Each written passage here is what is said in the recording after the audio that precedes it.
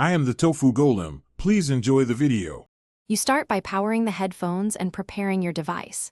Charge the WH-1000XM5 for at least 3 hours, then press the power switch for 2 seconds to turn on. If you need pairing, press and hold the power switch until the indicator flashes.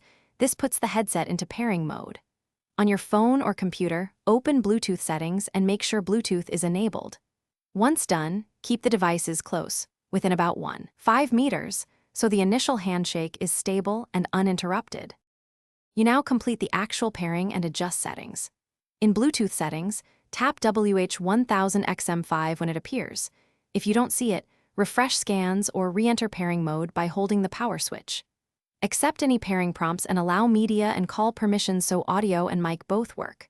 Once paired, open the Sony Headphones Connect app to choose AAC, LDAC, or SBC codecs and set device priority. Make these changes to improve sound quality and latency.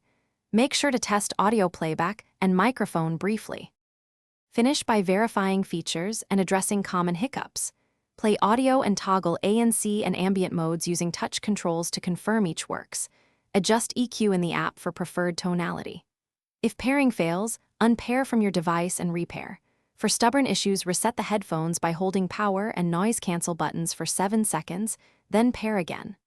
Also, update firmware through the app and remove nearby Bluetooth interference.